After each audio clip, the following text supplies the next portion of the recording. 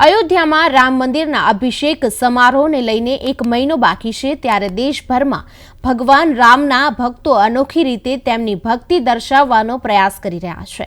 ત્યારે સુરતની એક કંપનીએ બનાવ્યું છે રામ મંદિર। જોઈએ આ અહેવાલમાં। લેઝર આર્ટ સુરત સ્થિત કંપનીએ લગભગ 500 લાકડાના ટુકડાઓનો ઉપયોગ કરીને રામ મંદિરની પ્રતિકૃતિઓ બનાવી છે, જે લેસર મશીનનો उपयोग કરીને કાપવામાં આવે છે અને પછીથી એક સાથે જોડાય છે।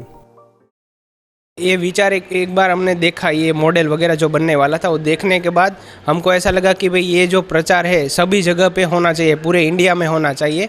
तो इसके लिए हमने ये मॉडल पूरा रेडी किया। रेडी करने के बाद कम्प्लीटली सब जगह पे सोशल मीडिया पे ये सबको फॉरवर्ड किया और सब लोग यहाँ पे देखने के लिए भी आ रहे हैं और किसी को गिफ्ट के तौर पे देने के लिए भी यहाँ पे परचेज कर रहे हैं। કાળજીપૂર્વક તૈયાર કરવામાં આવેલી પ્રતિકૃતિ રામ મંદિરના વિવિધ ભાગોને ખૂબ જ વિગતવાર દર્શાવે છે। 5 अवेलेबल मॉडल्स है। लोगों की एप्लीकेशन जिस तरह से वो लोग अपना प्रेम जताना चाह रहे हैं श्री राम के ऊपर, उस हिसाब से हमने अलग अलग साइज़ अवेलेबल करवाई है। कस्टमर हर रोज़ के आ रहे हैं, ई कॉमर्स में भी हम अवेलेबल है।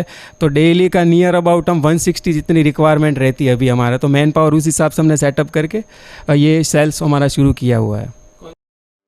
લેઝર આર્ટના માલિકોના જણાવ્યા અનુસાર તેઓ પ્રતિકૃતિઓ માટે ઘણા ઓર્ડર મેળવી રહ્યા છે, જેમાં સૌથી નાનું કદ ખરીદદારોમાં સૌથી વધુ લોકપ્રિય છે।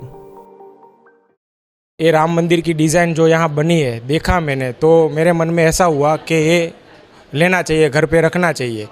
बस वही वजह से मैं इधर डिज़ाइन देख के प्रभावित हुआ। राम मंदिर की तरह अपना आस्था तो बहुत है, इसलिए मैं यहाँ ये डिज़ाइन देख के प्रभावित हुआ और ये लेने खरीदने लेके आ गया इधर। આ કંપનીનો દાવો છે કે અત્યાર સુધીમાં તેમણે અયોધ્યામાં રામ મંદિરની 5000થી વધુ લાકડાની પ્રતિકૃતિઓ વેચી છે।